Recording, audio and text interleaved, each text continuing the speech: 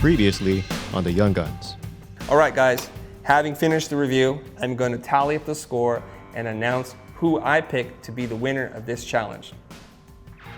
Guys, now you've heard my thoughts. I'm curious to hear what you're thinking and feeling about the critique that I gave you. Did you feel it was fair? Did you feel it was honest? Was it too hard or too easy on you? And moreover, I wanted to know what you learned from taking on this challenge itself.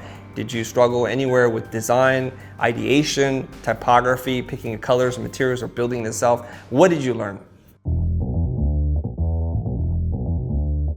Welcome to the Young Guns.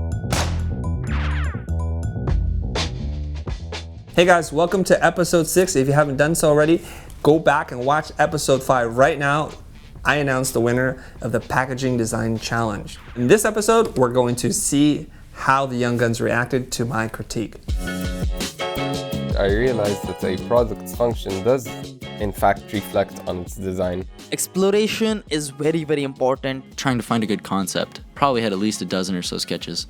There was a lot to fit onto a small canvas. How difficult it can be to get lots of information onto a single package. There was so much unnecessary text.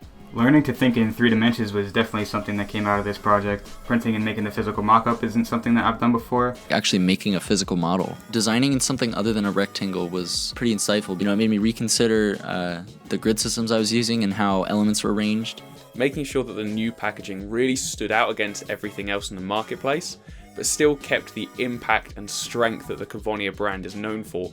Some over-the-counter drugs have vibrant, vivid imagery that is designed to catch the eye, while other prescription drugs just generally tend to have more basic, minimal functional design because you don't really get to choose them amongst competitors. You just go in and buy that drug specifically.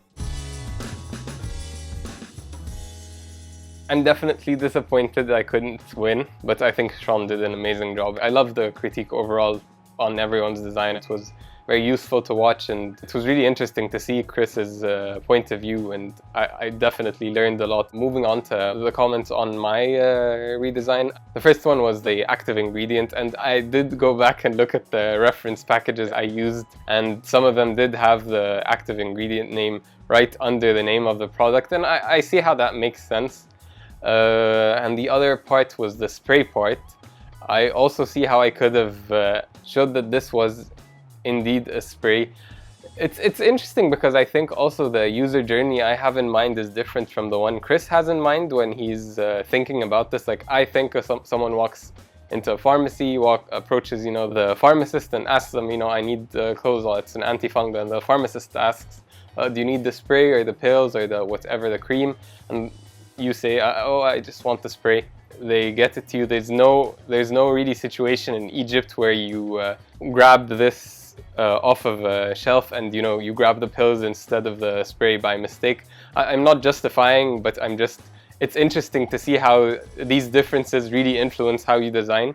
I'm not sure if I agree with Chris that I should have used the negative space. I think it works best as negative space. I don't think I should have anything there. The silhouette of the spray bottle is too massive. Also, the abstract spray in like an illustrative way or in an abstract way, I don't think would have worked. Pharmaceutical products tend to have these abstract shapes that don't really mean anything. Something like this is a gel product, and it's similar to what Chris was talking about. So I don't really think if I want to show that it's a spray clearer than I already have indicated that an abstract route is the way to go, I either show it as the original design showed it, like very explicitly, this is a spray bottle and you can see it, or just have it in writing, which I chose to do. I still don't think the showing it explicitly or like visually would be very overpowering and would throw off the balance. I definitely should have had the active ingredient probably right underneath the name of the product. So yeah, and that's what I thought. It was definitely a very interesting,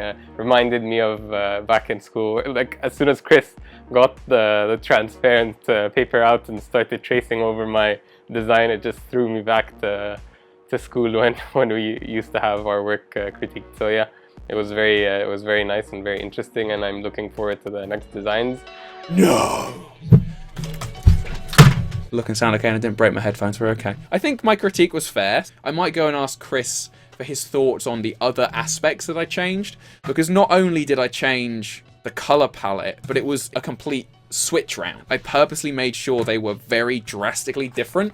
You get shelf presence with this one because it's yellow and red, whereas everything else is kind of, in the market, is like green and blue. But this one being white and red even lifts that out even further. I think that the idea behind the brand integrity, where we lost, we got a bull instead of a minotaur, maybe I should have included that. But at the same time, I think maybe I tried to put a little bit too much of my own touch on it, rather than just going, okay, well, they have a graphic of warming menthol, maybe we should just include that.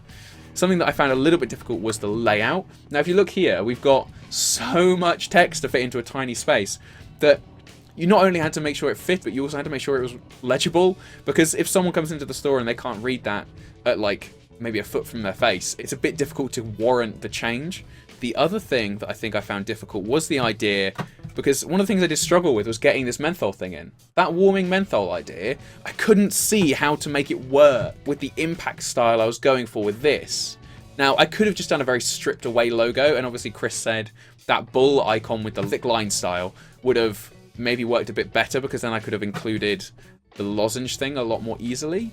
I feel that I've learned the main core idea of the brand has to be reflected continuously, even if you do rebrand it. Not just looking at my critique, but also looking at everyone else's critique, is that, for instance, with the Sensodyne critique, it's quite bold and quite contrasty with big block sections of icons and colors, and as Chris said, was lacking kind of a bit of weight on those lines, maybe to break up some of the text as well. I think also things that I've learned are when you prioritize a certain section of the design, so talking about Aaron's and Sean's as well, the idea of breaking up certain bits of design so your eye is very drawn to, as Chris showed with the dashes, instead of a full line, you see it as very distinct sections, or with Aaron's you see the prioritizing of different sections of the design. So obviously the product is the main thing, and then it was what it is, and then the brand. So you kind of scale it and shrink them down in priority that way. It makes me kind of want to go back out now and find something different, or maybe even go back to this and redo it, or at least change those things. I don't think there's actually that much to change from what Chris said, which is kind of good. I was a little bit worried that Chris was going to take a look at the two packages and the pictures that I sent them and go, this is so far from the original that it doesn't fit anymore. But clearly I've been able to, as I say, extract that, or most of, as Chris said, most of that brand integrity, and re-put it in a completely different visual format. But the thing I think I found hardest was layout for the packaging. So when you're working with such constraints as it has to have exactly the same words on it, all the same type, but when you're thinking about rebranding something and trying to keep exactly the same copy, not only are you trying to worry about the layout of it, but you also have to worry, as I said, about the actual practicality of it. So whether that is making a certain word bold or things like that. So I found that the hardest, I think, with the actual layout design. Overall, I think it was a really fun project. I think Sean definitely deserved his place at the top. I think he was saying in the last one with the social media and kind of portfolio communication stuff that he felt that he'll get me back or something. No, I'm not here to start beef, Sean, but I'm really excited to see what we're going to do in the next episode. I'll probably be publishing some kind of blog post about what I did with this at some point in the near future, but I feel really hot and really kind of shaky a little bit from nerves, but I think it was a really fair critique overall. I don't think there's anything I really want to put my foot down about on anyone's design, really against what Chris said. I think overall we're doing stuff in the right direction, as Chris said. And the fact he said he's really impressed with all of us is really nice. It's also really kind of humbling to hear that from someone of his skill level. Thanks, Chris, for the absolutely awesome critique. I think it was really balanced overall, and I think there's a lot to learn and improve from. Bring on the next challenge, I think, is what we're going to do. At this point, I've already watched the video, so I do know that I won, and I'm delighted. But I'm also really surprised, because I thought Connor or Sharif had this for sure. I might be in the wrong on this one, but Chris pointed out that the top half circle, semicircle thing on the word mark could be seen as a frown, which I was aware of, but the thing is, when I was designing the word mark, it was never intended to be a smile. That's just kind of something I found in there and kind of took out and made a separate icon that could be used. The word mark was actually based off the original Sensodyne word mark, where the circles are kind of go around, and it's supposed to be like some sort of sonic radar to portray sensitivity. And so that was just simplified, and then I found the smile kind of motif within that. This one is really about sensitivity. So I thought perhaps these could be shock waves coming out from the end to kind of almost make it look like a Wi-Fi signal. All right, so that's actually really funny that he brought that up, because that was a consideration during the design process. The reason I didn't do that is because I thought it looked like the Wi-Fi signal, and that's kind of giving the wrong message. That's more for like an electronic, product, I think. All right, so not putting the 3.4 ounces on the front it's a huge miss. Actually, prior to this, I did not even know that was, the net weight had to go on the front. But sure enough, I look around and I just look at some packages on my desk, and they all have it right on the front. Yeah, it was a huge miss. Oops, now I know. Net weight has to go on the front of the package all the time.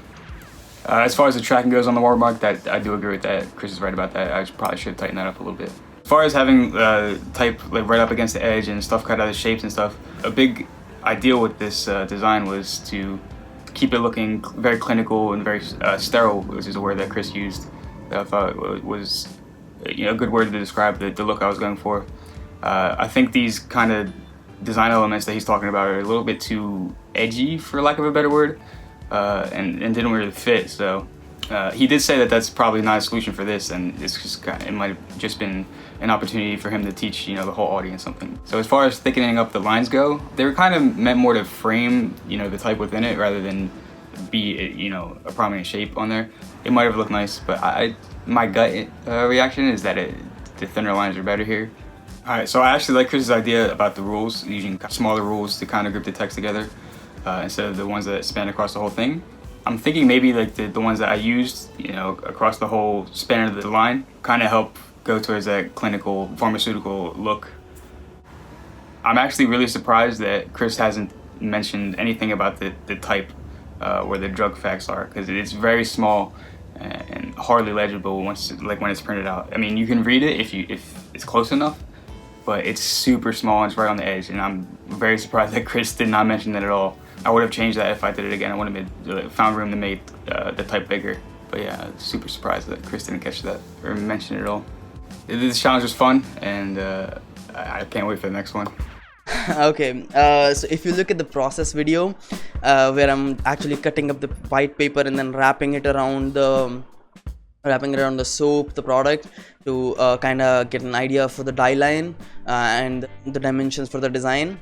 The initial idea was just to have that sleeve, the one that I have designed. The problem was that I didn't have enough time to print it out and then make a tangible mock-up. So I just took a digital soap mock-up, paid mock-up, and then I used that to just display the design, and that's where I went wrong.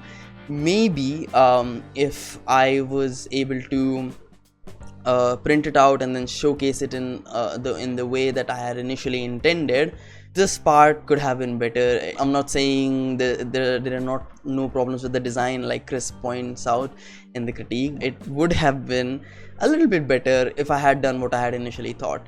The idea was to make the pattern in the color of the soap itself. So right now it's rose water, so it's pink.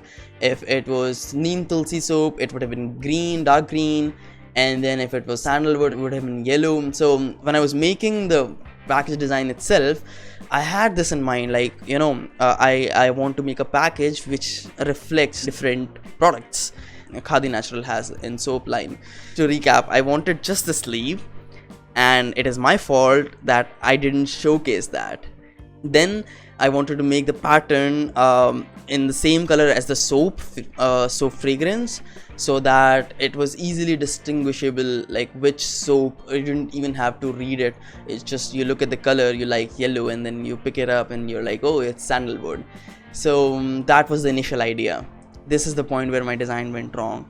Maybe I should have given it more time, made more versions, and not just go with the first one or the best one that I could think of.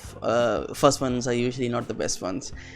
The critique itself, it was a real gut punch, If you look at it without context, I think the design looks pretty good.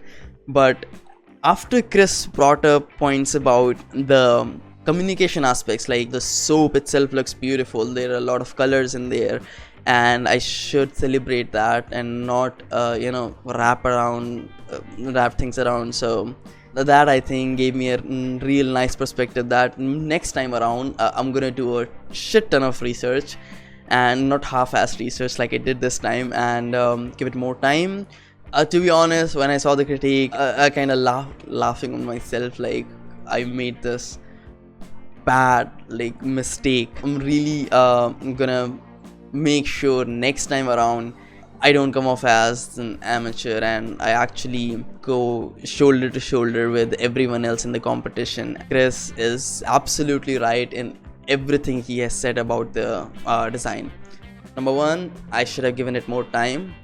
Number two, what I initially intended, I should have waited a bit long and then showcased it as it was intended. Number three, I should have tried more variations. So all in all, I think I learned a great deal from this critique, and it kind of gave me a new perspective of thinking my decisions through, not just stick to the first thought that comes to my mind, and do a little bit more research. Thank you, Chris, for opening my eyes and for that gut punch. So to start, I felt really good about the critique. Everything Chris said was super fair and just, and actually it was really helpful as well. Sort of bummed I didn't win, but congrats to Sean. I thought it was really well deserved. And so yeah, just to address some of the things in the video relevant to me, I guess in terms of changing the bottle shape, I was just completely ignorant to the whole client perspective, and it costing more money. That's my fault. Fix that for next time and learn from it. The whole redesign kind of got over my head with what I picked, because when I initially walked into the store and I'm walking down the aisles, the first thing I'm thinking is, what can I take the farthest? How can I add the most value? And I'm surprised to see that wasn't part of the criteria. Another thing is just keeping the designs faithful to original and in shelf presence. Those were things I wasn't even thinking about. In response to that, I'd like to ask Chris if you could give us the kind of grading criteria or even hints of it in advance, so I kind of know what I'm looking for and double checking along the way throughout the design process. You talked about the kind of 2 marks being 3, you're right. And also the bit where I talked about not being able to pick between 2 marks. It wasn't so much that I couldn't decide between 2, it was because each served a function and that I thought they would work well together. Like for example, the brush script GB conveyed elegance. You could easily just do a swirl or some kind of fancy flourish, but to me, that's like the Paul Rand quote, is it decoration or is it communicating? To me, if it says GB, that's a lot cooler than just being some fancy script. The GB monogram conveyed the feeling of rigidity and that it was established. So those working in conjunction, I think, ultimately pulled a really cool combo. Maybe in the end, he is right in that it's a little too much and that it's a little congested. Something he talked about a lot, but I know a lot of comments were kind of addressing this, completely reworking the brand and how my design really wasn't faithful to the original at all. That was intentional, but for the sake of this project, it's a redesign. When I was doing my research, I found that they've been around since 1908. That's the established part in the GB monogram. They're one of the top-selling brands. They have a quote, "Beyond ordinary lotion." From those 3 pieces of information, I came to the conclusion, I'm like, okay, this is a premium product. And they're not selling it to a premium audience. To me, there was a huge disconnect there. My goal was really, okay, scrap everything that exists now and just start new.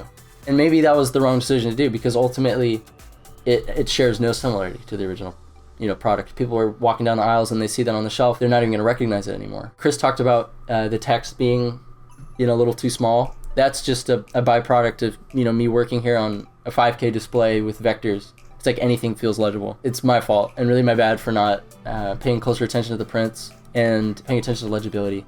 He also talked about unifying the elements and that there was the 3 islands. That was super helpful. I could feel something was off in the design process, but I couldn't really put my finger on it, and I didn't know what to really do about it. But now that you pointed out, I'm like, that's it. That's exactly what it was. So I definitely see that it needed that now. Another thing was the curved drug facts. Now that you pointed out, it totally doesn't resemble the monogram enough, and it just feels disconnected.